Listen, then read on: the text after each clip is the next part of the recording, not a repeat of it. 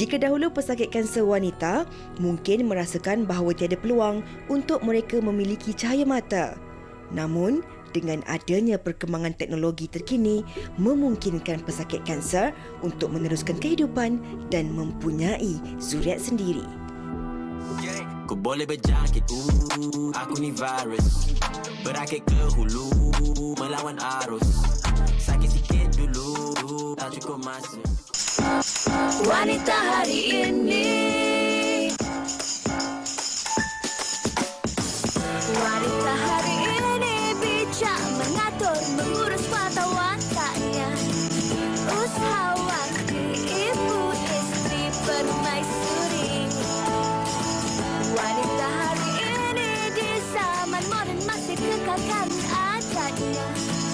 Dihormati, disayangi, disanjungi.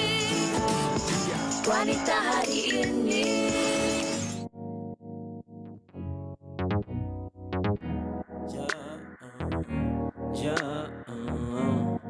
Wanita hari ini. Aku yang kau mahu, apa yang kau perlu, apa yang kau mahu, I'll do it all for you. Apa yang kau mahu, apa yang kau perlu, apa yang kau mahu, I'll do it all for you. Apa yang kau mahu, apa yang kau perlu, apa yang kau mahu, I'll do it all, I'll do it all. Apa yang kau mahu, apa yang kau perlu, apa yang kau mahu, I'll do it all, I'll do it all. Setiap perkataan kau katakan, akan ku beri seluruh perhatian. Cinta 3 pagi berangan-angan. Ashraf Nasir on the phone, you takkan kesorangan, right? I got your face in my mind. Ku tak akan main-main. But if you like playing games, babe, I just ain't got the time, no. Tak payah laju, kita go slow. I don't mind keeping it down low. Cakap terang, tolong jujur. Jalan terus takkan mundur. Apa yang kau mahu, let's go. Apa yang kau perlu, apa yang kau mahu, I'll do it all for you. Apa yang kau mahu, apa yang kau perlu, apa yang kau mahu, I'll do it all for you. Apa yang kau mahu, yang kau perlu, apa yang kau mahu, I'll do it all, I'll do it all. Apa yang kau mahu, apa yang kau perlu, apa yang kau mahu, I'll do it all, I'll do it all. Alasan aku dah basi, hatiku besar gergasi.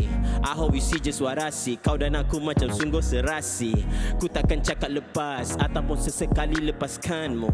Don't think we're going too fast. Ikut kelajuan yang kita mampu. Hey, lihat langit yang biru. Kau buatkan hari-hariku terang. Bila di waktu malam kau superstar, memang engkau ni bintang. Tiada yang lain setanding. You're the main, I hope you stay the same. You make me go insane, okay. Moga-moga kau selalu di samping, yeah.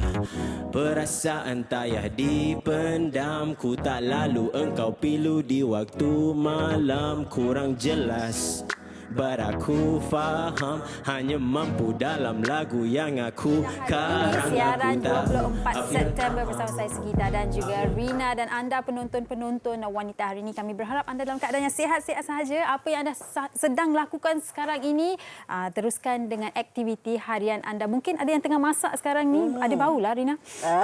Boleh bau Ya, hebat. sampai ke sini ke studio boleh bau. Boleh kongsikan bersama anda mungkin menu anda buat hari ini. Dan yang pastinya kami sepanjang 1 jam ini nak berikan anda satu pengisian yang juga menarik.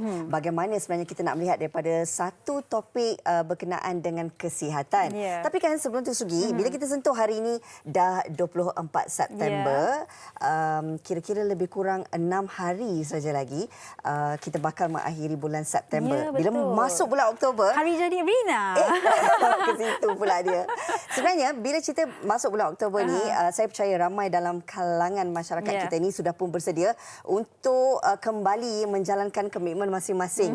Maksudnya moratorium pasti berakhir, Rina. Dan kita dah kena menjalani setiap komitmen setiap bulan seperti biasa. Dan sepanjang tempoh 6 bulan diberikan orang kata kelegaan lah sedikit kan, di mana tempoh 6 bulan itu kita dapat mengurangkan bebanan. Saya percaya ini masa untuk kita kembali melakukan komitmen seperti biasa. Apapun kami mengharapkan agar anda terus kekal sihat di rumah. Sambil anda menonton bersama kami, jangan lupa untuk patuhi SOP yang telah pun ditetapkan. Sebab peperangan untuk menentang COVID-19 ini belum berakhir. Ya, betul Rina, dan bagus Rina awak ingatkan kami semua, termasuk saya lah, mengenai bulan Oktober ni, sebab semalam baru saya duduk dan buat budgeting sikit lah. Okey, bulan depan saya rasa banyak sedikit lah perbelanjaan saya sebab dah kena tak apa, mula jangan risau. bayar. 6 bulan tu dah simpan kan? Ya, betul. Okey, seperti yang kita wawarkan sebentar tadi, kita nak bincangkan satu topik kesihatan. Ini menyentuh tentang kesuburan dan pesakit kanser. Kalau kita bercerita tentang pesakit kanser ini, mungkin jarang-jarang kita dengar tentang situasi pesakit kanser yang hamil kerana dianggarkan kira-kira terdapat 1 dalam kalangan 1,000 wanita yang berdepan dengan situasi ini. Kita nak tahu sejauh mana pesakit kanser ini boleh hamil dan apakah mungkin risiko yang bakal mereka alami. Ya, betul Rina. Dan hari ini kalau anda ada apa-apa persoalan berkaitan dengan topik kita pada hari ini, terus ke Facebook Wanita Hari Ini, tujukan soalan anda. Kalau sempat, kami akan bertanya bersama dengan pakar-pakar kita di studio. Banyak yang kita nak kupas, jadi jangan ke mana-mana. Kembali selepas ni di Wanita Hari Ini. Wanita Hari Ini.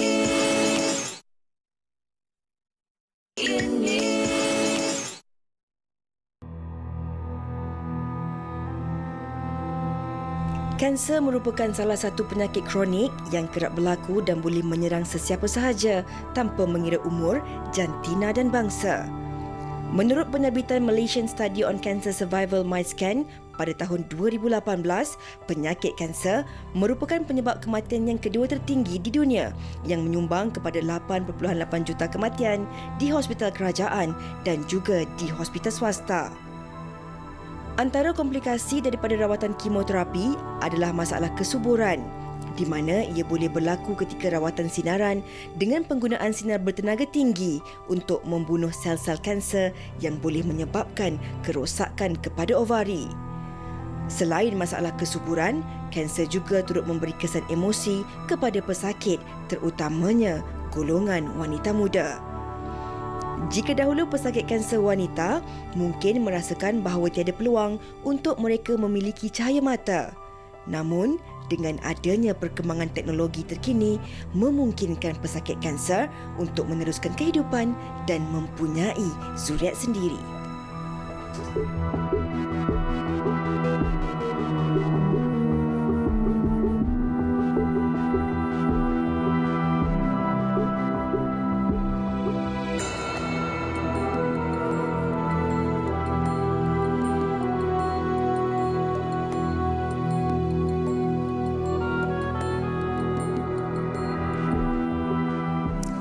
Baik, itu antara laporan ringkas yang sempat kami bawakan kepada anda penonton Wanita Hari Ini berkenaan dengan topik yang bakal kita bawakan, iaitu kesuburan dan pesakit kanser. Masihkah ada sinar? Dan kita juga sedia maklum bahawa ini juga menjadi ketakutan dalam kalangan wanita. Apatah lagi bagi mereka yang nak melalui fasa berkeluarga, nak menjadi seorang ibu. Mungkin inilah yang dikhawatiri ataupun yang ditakutkan oleh wanita-wanita yang juga pesakit kanser. Kabarnya ada kaedah ataupun prosedur terbaru yang dinamakan sebagai pembekuan tisu ovary. Sejauh mana ia membantu golongan wanita ini? Dan hari ini kami nak memberikan anda, penonton-penonton Wanita Hari Ini, sedikit pencerahan dalam topik kita. Dan tanpa melengahkan masa, kita nak memperkenalkan tetamu kita di studio. Kita bersama dengan di hujung situ Dr. Muhammad Faizal Ahmad selaku pakar reproduktif dan onco-fertility. Selamat datang, Doktor.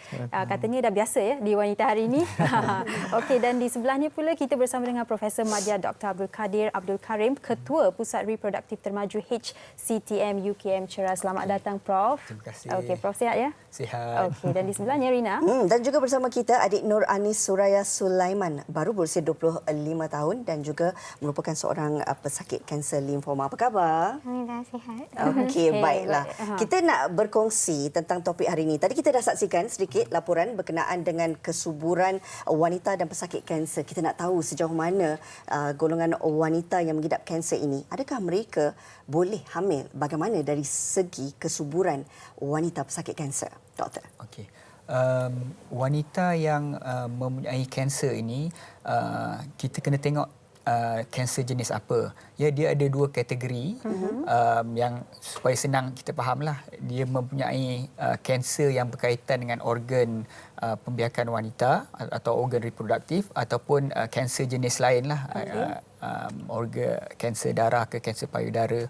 Jadi sekiranya kanser itu dikenal pasti waktu awal, kebanyakan wanita-wanita ini dapat menjalani rawatan yang boleh memberi keputusan yang baik dan memanjangkan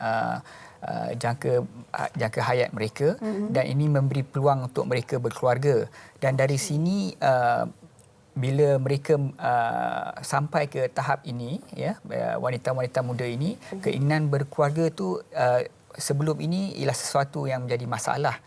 Tetapi dengan adanya teknologi-teknologi baru, kita mampu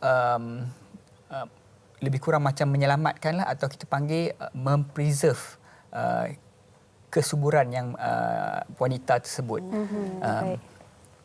Okey, dan kita nak tahu lebih lanjut sebenarnya mengenai kaedah-kaedah yang boleh diambil ataupun untuk membantu wanita-wanita yang mungkin menghadapi kanser dan takut akan bahawa boleh atau tidak saya hamil. Tetapi sebelum tu kita nak berkongsi mengenai kanser secara amnya, ya. Mungkin Dr. Faizal boleh kongsikan. Kalau kita lihat laporan tadi, kanser antara punca ataupun penyumbang kepada kematian kedua tertinggi, ya, di Malaysia, kematian di Malaysia, dan antara banyak-banyak kanser 10 kanser yang paling orang kata dikategorikan sebagai paling famous lah dalam kalangan mereka pengidap kanser ni, wanita yang dalam wanita mungkin kanser pangkal rahim, kanser payudara yang paling tertinggi. Mungkin doktor boleh ulas apa antara faktor ataupun apa yang menyebabkan kanser dalam wanita ni menjadi semakin tinggi semakin hari.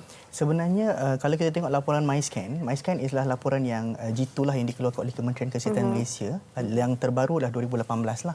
So kita tengok kanser yang tertinggi adalah kanser payudara dan juga kanser pangkal rahim dan kanser kolon lah. Kenapa wanita menjadi kanser yang tertinggi? Sebabkan oleh kita mempunyai screening ataupun proses saringan awal yang kita boleh mengesan kanser tu pada peringkat awal. So apabila kita dapat mengesan kanser pada peringkat awal, jadi kita boleh mendiagnoskan dia dari peringkat awal dan jumlah diagnosis itu akan bertambah. Kalau kita tengok dari segi jumlah diagnosis, kita jangan takut, because kalau jumlah diagnosis kanser tu tinggi, maksudnya kita punya perawatan kesihatan tu sudah bertambah kualiti. Kita perlu melihat laporan MyScan dari segi survival rate. Berapakah kanser yang boleh survive walaupun dia tinggi. So kalau awak tengok laporan tadi, sebenarnya kalau kita mengamati laporan tersebut, kanser payudara walaupun tinggi, tapi survival rate pun sangat tinggi. Itu juga dengan kanser darah. Tinggi diagnosis dan juga tinggi survival rate. So bila kita dapati bahawa tinggi survival rate itu, maksudnya kita punya kemajuan kesihatan sudah tahap yang boleh dibanggakan. Cumanya bertitik tolak pada MyScan jugalah kita memperkenalkan rawatan onkofertility, di mana kita tahu kalau pesakit kanser itu, seperti kata Prof Kadir, kita mampu untuk memberi jangka hayat yang lebih tinggi ataupun dapat menjalani kehidupan seperti wanita biasa. So dia akan terfikir satu ketika nanti dia nak mempunyai anak dan berkeluarga. Justru kita kembali kepada quality of life ataupun kualiti kehidupan masyarakat tersebut. Ada pesakit saya sebelum saya berkecimpung dalam bidang ini, berumur 25 tahun, 24 tahun, kanser darah dan sebagainya, datang dengan simptom menopause sebab kesan daripada rawatan kemoterapi untuk membolehkan beliau hidup dengan sempurna menyebabkan kerosakan ovari. So kesan pada itu menyebabkan beliau terpaksa mendapat rawatan hormon terapi untuk membolehkan beliau berfungsi sebagai wanita. Tetapi dia bertanya juga kepada saya, doktor, saya dah dapat dengan ubat ini, bolehkah saya mengandung? Sebenarnya tidak, sebab mereka telah terlambat untuk ditemukan dengan rawatan onkofertility sebelum atau semasa membuat rawatan sakit kanser tersebutlah. Justru itu topik kita pada hari nak membincangkan bagaimana kalau kita boleh mengenal pasti golongan tersebut di awal ketika diagnosis tersebut ataupun semasa diagnosis, supaya kita mampu untuk memberi rawatan yang terbaik untuk menambahkan kesan kualiti dalam kehidupan mereka pada jangka masa akan datang. Ini yang sebenarnya kita nak sentuh juga bila kata kita nak mengenal pasti dari awal ini, kita nak kongsikan juga pengalaman daripada Anis sendiri. Dalam usia 25 tahun, bila agaknya Anis sendiri mengenal pasti sesuatu yang tidak memberi keselesaan pada diri, membuatkan Anis pergi membuat pemeriksaan dan mendapati ianya kanser limfoma? Pada awalnya saya start batuk. bulan 2 hari tu. Lepas tu makin lama makin teruk lah. Tu yang saya decide untuk pergi buat scan. Ya. So bila buat scan dapat tahu yang ada something lah dekat saya punya paru-paru. So terus buat CT scan dekat Sunway, and then Sunway refer pada HUKM untuk buat pemeriksaan lanjut lah. Dari situ terus buat biopsi untuk and then dapat tahu yang saya kena Hodgkin lymphoma. So masa awal untuk buat scan tu Dr. Faizal approach saya sebab doktor daripada Jabatan Hemata pun macam work together dengan Dr. Faizal untuk introduce this procedure pada saya lah. Pada awalnya agak reluctant lah sebab kita baru dapat tahu kita kena kanser kan. And then suddenly macam another procedure coming untuk kita. Tapi maaf kalau saya menyampuk, bila Anis sedar dalam tempoh usia yang masih muda, 25 tahun dapat kanser, ada tak terfikir nanti kalau dah berumah tangga risau, kalau boleh memberikan zuriat ataupun mempunyai cahaya mata sendiri, ada tak terfikir ketika itu? Actually masa tu saya tak tahu kesan kemo tu. So bila Dr. Faizal bagi tahu yang macam saya mungkin akan menopause umur yang seawal 30. So a bit shock lah buat saya. So bila bincang dengan family apa semua, that's why kita orang decide untuk proceed with the procedure lah. Faham. Dan soalan yang Rina baru tanya kepada Anis, ya Prof, mungkin Prof boleh terangkan, ramai yang saya kira mesti ada persoalan ini. Bolehkah saya hamil kalau saya mengambil rawatan ataupun terapi yang tertentu itu? Dan ramai mungkin tak berani untuk mengambil rawatan itu sendiri. Mungkin Prof boleh kongsikan apa yang sebenarnya ataupun kesedaran yang sebagaimana sepatutnya ada pada seorang wanita yang mempunyai kanser supaya mereka tidak mempunyai pemahaman yang salah sebenarnya. Okey. Perkara yang penting, yang satu kita kena faham, bila wanita itu first time dapat berita dia kena kanser, memang is macam satu kejutan lah. Jadi walaupun ia satu kejutan, tapi apa yang kita perlu lakukan ialah kita approach wanita dan family wanita tersebut, menyatakan impact, potential impact rawatan tersebut pada masa depan. Pada awal-awal kebiasaannya lah, ini pun telah saya bincang dengan pakar-pakar onkofertility di luar negara, memang kebanyakannya akan susah nak menerima, tapi selepas mengambil beberapa ketika, bila berfikir panjang, kebanyakannya akan ingin mendapat rawatan tersebut.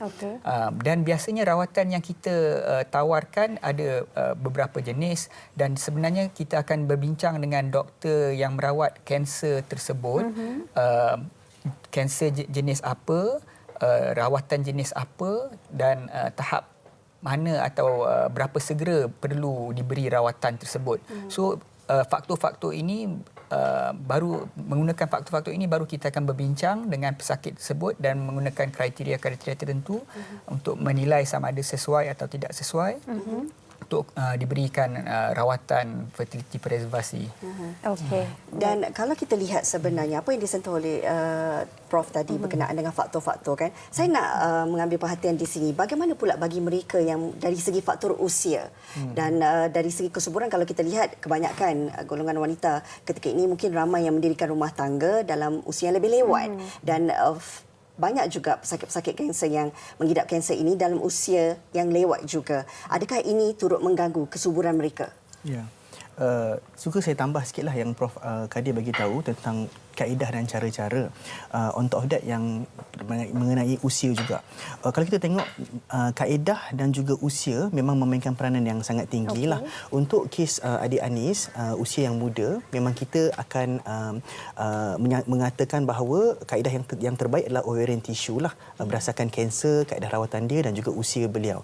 Tapi kalau kita tengok pesakit kanser tersebut, misalnya pesakit kanser payudara dan usia 40 tahun, kan.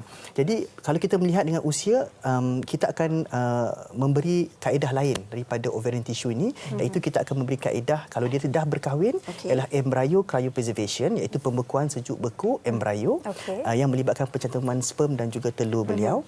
Tapi kalau masih belum berkahwin, kita boleh buat pembekuan telur sahaja, iaitu oocyte cryopreservation. So bila bermain dengan usia, kita nak secepat mungkin bila pesakit ini sudah bebas daripada kanser, atas nasihat pakar kanser yang merawat membolehkan beliau untuk mengandung. Jadi kita sebagai pakar reproduktif dan onkofertility ini akan berusaha secepat mungkin untuk memberi kebolehan untuk pesakit itu mengandung dengan kaedah in vitro fertilization ataupun bayi tabung uji lah. So kalau bercakap pasal usia, memang kita akan mengambil kira faktor-faktor jenis rawatan. Kalau macam muda, memang kita akan pergi kepada ovarian tissue ataupun pembekuan sejuk beku tisu. Sebab kalau kita buat pembekuan sejuk beku tisu, kita perlu masukkan balik tisu ke dalam tubuh beliau dan kita perlu stimulasi balik untuk mendapatkan telur. Jadi dia ada 2 proses ataupun 3 proses. Tapi kalau kita dah ambil betul-betul telur sahaja, kita boleh je satukan dengan sperm, jadikan baby terus dan masukkan terus baby ke dalam perut wanita tersebutlah. Dah kita panggil satu proses itu dah selesai. Kalau ovari ni 2 proses lagi kita perlu lalui. Menarik doktor kaitkan umur dan juga rawatan-rawatan yang ada di luar sana. Dan apa yang Anis lakukan adalah rawatan pembekuan tisu ovari. Mungkin sebelum kita nak ketahui lebih lanjut mengenai rawatan itu sendiri, nak tanya Anis, sebelum Anis mengambil langkah untuk melalui rawatan ini, apa persiapan Anis sendiri?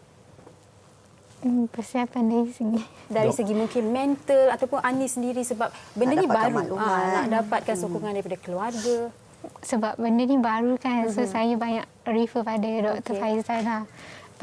Pada awalnya macam saya fikir ini ikhtiar saya lah untuk in future nanti kalau ada keluarga kan. Sebab macam Dr. Faizal kata, chances untuk saya pregnant tu boleh pergi ke 0%. So saya rasa macam bila bincang dengan family apa semua, kami semua fikir macam tak apalah, ini ikhtiar untuk kita fikir untuk masa depan. If let's say kalau ada berkeluarga macam tu lah. Ini adalah sebagai salah satu langkah yang diambil daripada awal lagi ya doktor. Mungkin kita nak tahu, kita sebut daripada tadi tentang pembekuan tisu ovari ini, gambaran penonton tu kurang jelas. Apa sebenarnya prosedur pembekuan tisu ovari ini? Pembekuan tisu ovari ini sebenarnya pada mulanya kita perlu lakukan pembedahan untuk mengeluarkan Anis punya ni. Ini sebenarnya prosedur apa tu?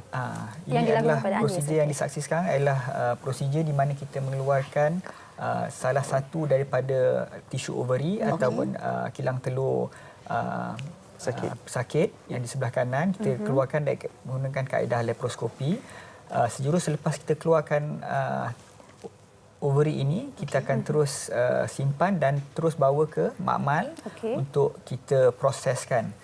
Dalam proses ini, kita akan kita panggil membelah tisu ovari ini kepada 2 dan menipiskan untuk mendapat bahagian selaput luar di mana telur-telur yang kecil yang belum mula tumbuh terdapat, dan selepas kita pecahkan atau kita potongkan dalam cebisan-cebisan kecil lebih kurang 1 cm kubik, kami akan simpankan dalam tisu liquid nitrogen untuk dipreservasikan.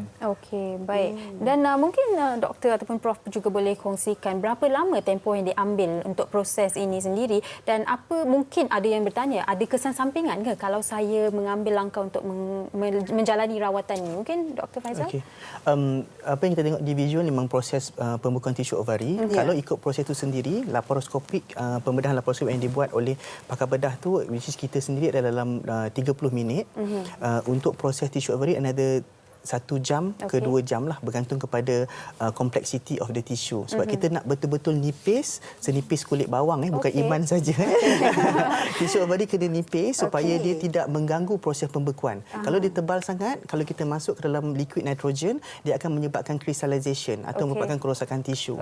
Justru kalau kita proses itu memang ambil agak masa dalam 1 atau 2 jam untuk prosesnya. Dan juga dari segi kesan sampingan, untuk laparoskopik, saya cakap dekat adik Anis, laparoskopik ni usually kita tidak ada apa-apa yang perlu kita khawatirkan sebab dia merupakan minor prosedur lah, walaupun kita membuat pembedahan yang agak besar, tapi prosedur sangat ringkas.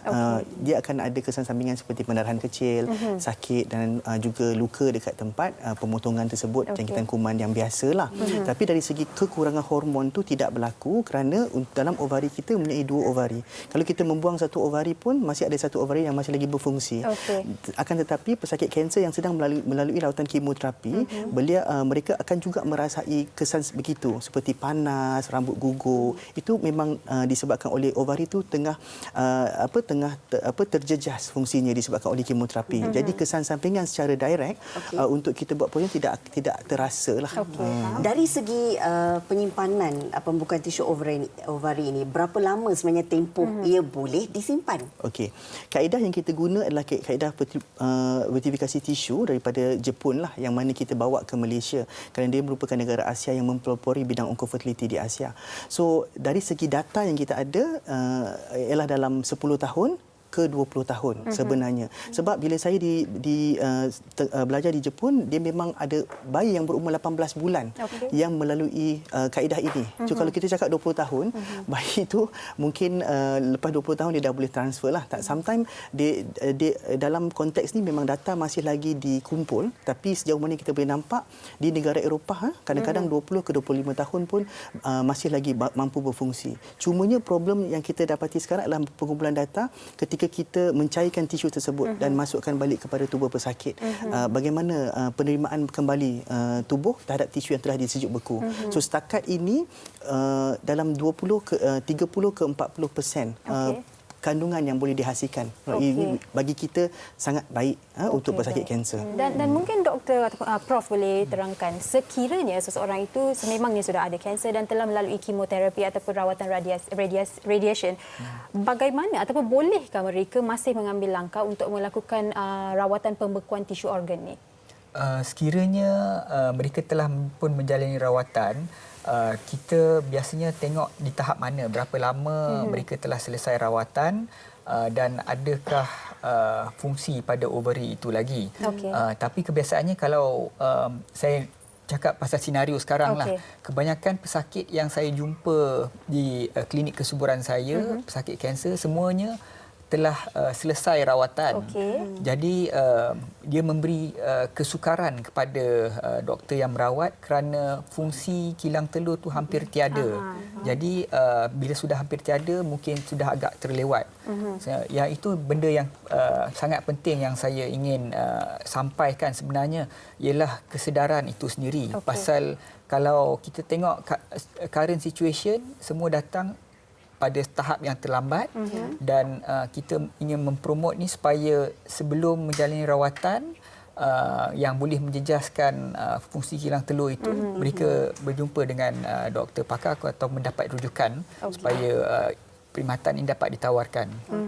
Tapi ramai juga dalam kalangan penonton mungkin tertanya-tanya, kalau dah lihat ini sebagai salah satu peluang ataupun alternatif yang dapat memberi sinar harapan, tetapi dari segi kosnya juga, pasti ramai yang nak tahu, doktor. Okey. Bila kita memulakan perkhidmatan baru, seperti di Pusat Laboratori Termaju kita di Universiti Kebangsaan Malaysia, kita tiada dana seperti dana yang boleh membantu pesakit. Justru apa yang kita lakukan sekarang adalah memberi kos yang sangat minimum yang kita perlukan untuk menjalankan perkhidmatan yang kita wawarkan inilah. So dari segi kos, memang directly kos adalah berdasarkan device ataupun benda yang kita bawa daripada Jepun, media yang penting. Nombor 2, selaput titanium untuk membekukan ovari, dan juga kos untuk liquid nitrogen untuk membekukan at least 5 ke 10 tahun tersebut. Total kos dalam RM5,350. Ya, bagi saya RM5,000 tu kalau kita nak shopping di Shopee tu pun kita rasa ni kan. So bagi saya memang kos ni bagi kita affordable. Tapi kebanyakan pesakit kita macam adik Ani sendiri merupakan pesakit yang belum mempunyai kerja, masih lagi pelajar. Jadi nombor 2, dia tidak ada mungkin insurans pun tidak akan cover sebab ini melibatkan kanser. So dari segi kos ni kita tahu memang datangnya daripada poket keluarga itu sendiri. Sejauh mana keluarga itu mampu untuk menanggung kos tersebut. Justru macam Prof Kadir cakap, salah satu sebab kenapa kita nak mempromosikan ialah untuk meminta sekurang-kurangnya ada badan-badan NGO seperti Magna dan sebagainya untuk melihat perkhidmatan ini sebagai perkhidmatan yang sangat penting. Baik. Dan sedikit kepada Anis sendiri yang telah melalui prosedur ini, sememangnya ini mungkin satu sinar baru buat Anis. Mungkin Anis boleh kongsikan sedikit kepada mereka di luar sana yang mungkin ada fikiran untuk melalui prosedur ini tetapi tak berani sangat.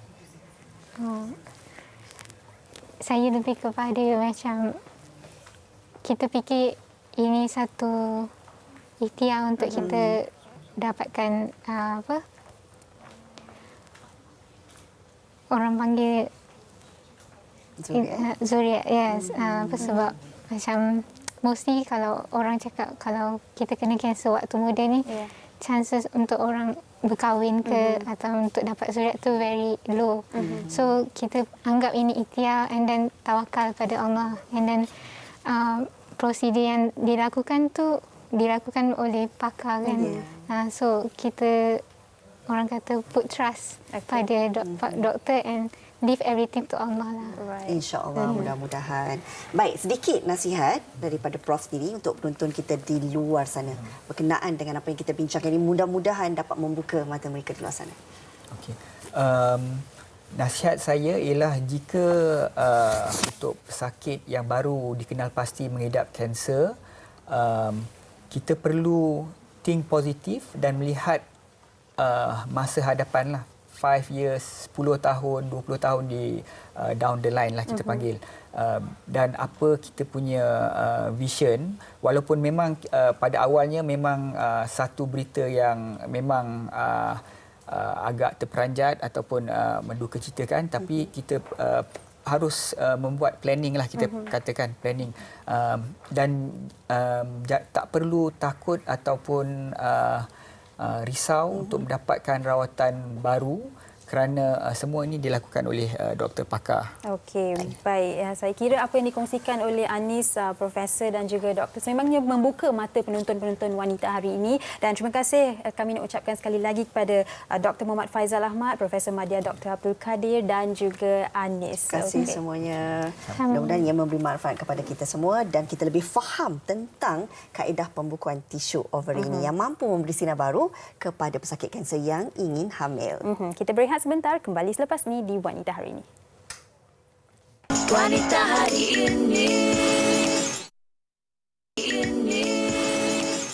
Baik, kembali bersama kami dan dalam segmen Takjuan hari ini kita bersama dengan Miracle dan kita bersama dengan dua wanita cantik di studio kita. Kita bersama dengan Puan Sharifah Itasha Jamalulail selaku Ketua Pegawai Eksekutif Miracle. Selamat datang. Dan juga Puan Siti Azlina Muhammad Halil selaku Master Premier Miracle.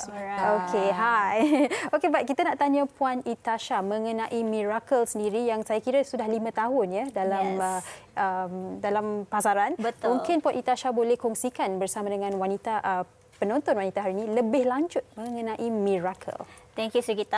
Hi, by the way.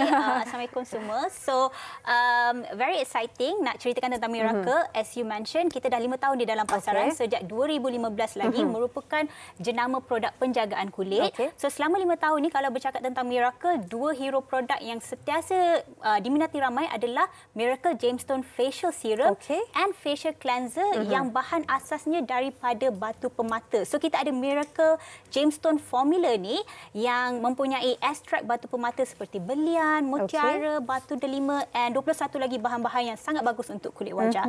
So, to lengkapkan our skincare routine, kita keluarkan pula Miracle Under the Sea di mana ianya diasaskan daripada bahan dari dasar laut. As you can see, very modern look, very international. So, bahan-bahan yang kami gunakan memang sangat fresh. So, kita ada moisturizer, toner dan juga scrub.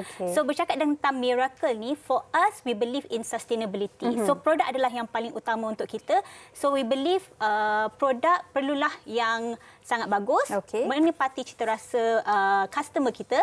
So, di Miracle, kita pastikan bahan-bahan yang kita gunakan memang diimport, tetapi nak tekankan dibuat di kilang Miracle sendiri. So, we don't use OEM. We believe that our own R&D, kita percaya kita ada formula tersendiri. So, that is keunikan Miracle lah. So, penyelidikan ni pun sangat lama sebenarnya, especially for Under the Sea ni, kita ambil masa 2 tahun untuk penyelidikan before we make sure it's completely matang untuk kita keluarkan di pasaran. At the same time, we also work with Home Tester Club di mana hampir 300 wanita yang menggunakan Miracle Facial Serum kita, 90% daripada mereka menyatakan terdapat perubahan yang nyata kepada kulit mereka. Baik. Jadi itu sedikit latar belakang Miracle dan keunikannya sendiri. Kita nak tanya Puan Siti Azlina pula. semula. Mungkin Puan boleh kongsikan pengalaman bersama dengan Miracle dan kenapa Puan memilih Miracle? Okey, Assalamualaikum. Hai Sugita. Kak Lin adalah dulu seorang penjual nasi lemak sahaja di tepi jalan dan sekarang ni adalah salah seorang master premier stokis Miracle yang berjaya dengan Miracle. So Kak Lin dulu dah penat, dah lelah bersama orang kata apa, mencari rezeki nasi lemak tu. So tiba masanya untuk kita mengubah masa depan kehidupan lebih cerah. So dalam masa yang sama Kak Lin juga nak buat bisnes online masa tu. So ternampaklah iklan Miracle dekat kita punya Facebook. So bila tengok Miracle ni, apa yang best dia Sugita, dia kita punya serum ni dia ada ekstrak batu permata. So daripada situ Kak Lin nampak macam Miracle ni memang produk yang unik lah. So dalam masa yang sama kita try dan kita jadi ejen Miracle. So sekarang ni dah 5 tahun Kak Lin jadi ejen Miracle dan berjaya bersama Miracle daripada nothing to something. Dan apa yang Kak Lin ada hari ni alhamdulillah atas usaha dan berkat orang kata sokongan daripada family dan juga tim-tim Kak Lin sendiri, iaitu tim di bawah naungan Evergreen Legacy.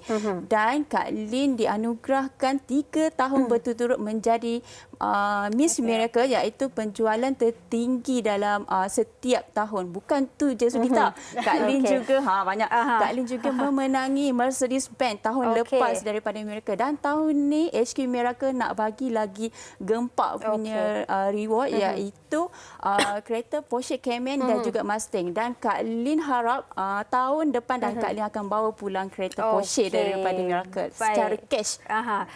Saya pasti ramai di rumah pun nak jadi nothing to something. Jadi mungkin Itasha boleh kongsikan bagaimana Miracle melahirkan usahawan-usahawan ini. So apart from produk kita yang berkualiti tinggi, bertaraf antarabangsa pada harga mampu milik, kita also percaya that misi kita adalah untuk melahirkan usahawan bisnes online. So saya nak tekankan kat sini, saya selalu kata from zero to hero. Kerana apa? Kita memberikan keuntungan yang sangat tinggi. Produk kita berkualiti tinggi, dikenali ramai dan ejen sistem wakil jualan kita yang sangat sistematik.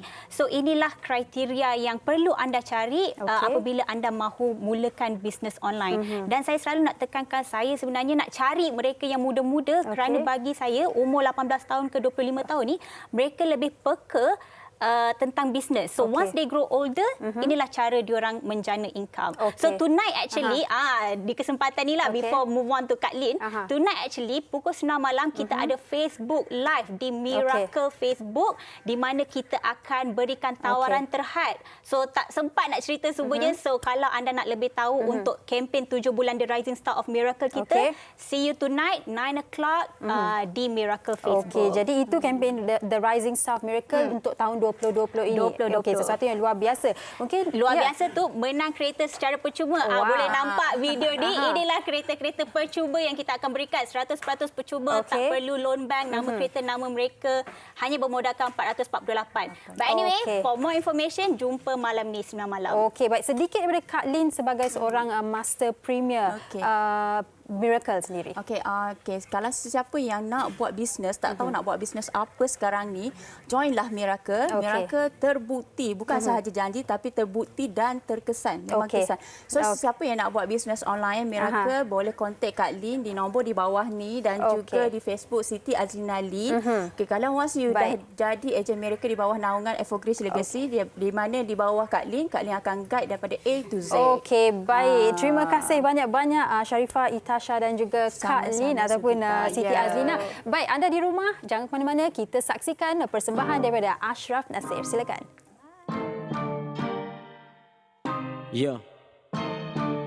Wanita hari ini Ashraf Nasir. Ku boleh berjangkit, aku ni virus, berakit ke hulu melawan arus. Sakit sikit dulu, tak cukup masa. Bila batuk-batuk, kau lepas di tangga. Paras suhu sedang meningkat. Mula-mula kata suara ku kurang sihat. Takkan aku duduk diam terperangkap terasing. Laguku menular tersebar walau di quarantine. Go insane, jaga-jaga di merata tempat. Jarak-jarak kini mula rapat. Banyak wajah sarung topeng. Tanya khabar pada khabar angin. Suara besar dalam stereo. Ashraf Nasir on the radio. Style aku fresh setiap baris. Lirik bersih tak perlu ditapis. Ku boleh berjangkit, aku ni virus. Aku ni virus. virus, berakit ke hulu. Melawan arus, sakit sikit dulu. Tak cukup masa, tick, tick, tick. Bila batuk, let's go, 1, 2, 3. Ku boleh berjangkit. Aku ni virus, berakit ke hulu. Melawan arus, sakit sikit dulu. Tak cukup masa. Bila batuk, kau lepas di tangga. Wait, caci kepanasan di luar kawasan, masuk di zon selesa. Budak hingus tak cover diri, badan pula binasa. Dah mula resah, buat apa saja kalau sanggup. Tangan kotor, cuba basuh, keeping it clean, don't drop the soap. Pusing-pusing in the spiral, buat sampai jadi viral. Bagi semua orang sangkut, kepala mula mengangguk, hilang mengantuk. I got the antidote cure, make you addicted and you want some more. Irama lagu berulang-ulang, hantaran aku berdulang-dulang di dalam hati. Just look inside, time to clean the house, gotta clear the parasites. Hilangkan kuman, now we back to reality. Kata-kata konspirasi masih yang Illuminati. Tunggu, ku boleh berjangkit. Aku ni virus, berakit ke hulu. Melawan 1, 2, 3, sakit sikit dulu. Tak cukup masa, bila batuk, kau lepas di tangga. Ku boleh berjangkit. Aku ni virus, berakit ke hulu. Melawan arus, sakit sikit dulu. Tak cukup masa, bila batuk. Kenobi with the Sirona.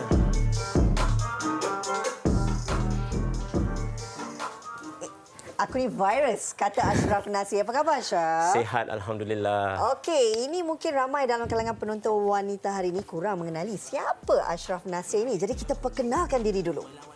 Assalamualaikum, nama saya Ashraf Nasir. Seperti nama yang benar lah, nama yang betul. Saya berasal daripada Kelana Jaya dan seorang rapper dan songwriter selama 3 tahun buat masa sekarang ni, dan saya kini bersama Universal Music Malaysia.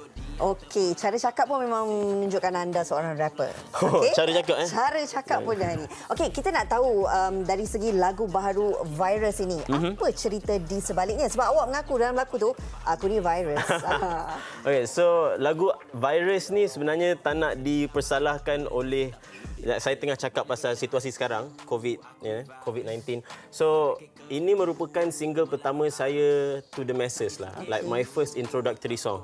So, bagi saya nak make sure orang tahu yang lagu ni korang pasti akan suka. You know, like apa lagu yang saya akan keluarkan, korang pasti akan dijangkit. So, why not make that play yang sekarang kita tengah ada musim ni, jadikan saya sebagai virus. Sebab kita dah dalam situasi yang macam down, macam negatif kan. Semua masa tu kita ada PKP. Tapi sekarang ni kita just nak have fun and make a good thing out of it. So I made this song lah. Okey, dan pastinya ia juga satu percaturan yang sangat hebat lah, kerana bukan calon-calon orang yang berada di sebalik lagu ini selain daripada Ashraf sendiri, Sonawan juga kan? Yes. Bagaimana sebenarnya kolaborasi ini melihat karya Sonawan sendiri? Melihat karya Sonawan, dia memang seorang pakar on what he does. Saya rasa irama lagu muzik ni sahaja dalam 15 minit dia dah buat. Wow. So dia memang pantas. So selepas tu just the perkembangan je lah. So sebelum kita dah decide nak buat lagu ni nama Virus kan. Saya dengar dia punya irama pun, saya pun dalam 15 minit pertama pun macam ni macam very berjangkit lah. And then dia pun, apa kata kita buat pasal Virus? And then kita just progress from there lah. So, bekerja dengan dia sangat mudah. Kita saling memahami cara kita, apa kita punya direction dan macam mana suara yang hendak disampaikan lah. Dan pastinya kalau ditanya tentang idola, awak pasti meletakkan Sonawan salah satunya. Yes, tetapi definitely. Selain daripada Sonawan, siapa lagi yang memberikan anda semangat untuk anda terus berkarya dalam dunia rapping ini? Dalam dunia rap, ada banyak artis yang memang saya admire lah. Saya tengok hasil kerja dia seperti Airlifts dan juga Alif dan juga Gad. So saya rasa semua orang ni adalah generasi baru termasuk saya. Memang mungkin orang akan cakap like orang yang ternama kan. Itu pasti, itu semestinya. Kita takkan lupakan dia orang. Tapi I'm just saying that this new blood better watch out lah. Oh, you better watch out Yeah. Okey, bagi mereka yang hari ini baru pertama kali dengar suara, kenal nama dan tahu bagaimana sebenarnya genre muzik yang dibawakan, nak tahu lebih lanjut, bagaimana caranya? Boleh cari di semua platform, semua sama, Instagram, Twitter, etc. Ashraf Nasir. Sebenarnya ejaan mungkin ejaan tu nampak pelik, tapi dia ASYRAF, Ashraf Nasir, cuma buangkan semua A. Sebab apa? Faham? Sebab hanya satu Ashraf Nasir. Wow. That's why ada satu A kat depan. Semangat maju jaya Ashraf Nasir. Terima Mudah-mudahan anda terus melebarkan sayap dalam dunia muzik ini. Ada rezeki kita jumpa lagi untuk lagu baharu anda. Semestinya, insya-Allah. Baik. Terima kasih wanita hari ini. Terima kasih Ashraf Nasir. Kita nak berehat seketika, kembali lagi selepas ini. Wanita hari ini. Hari ini.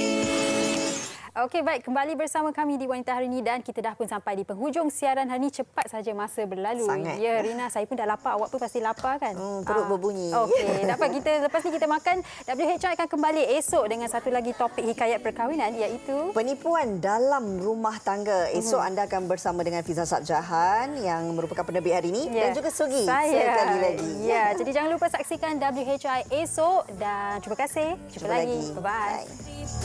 Nak makan apa? Usahawati aliran masa kini dia penyambung warisan Sri Kandi dia, lemah lembut baik budi pekerti, tapi cekal hati dia tabah berani pendidik.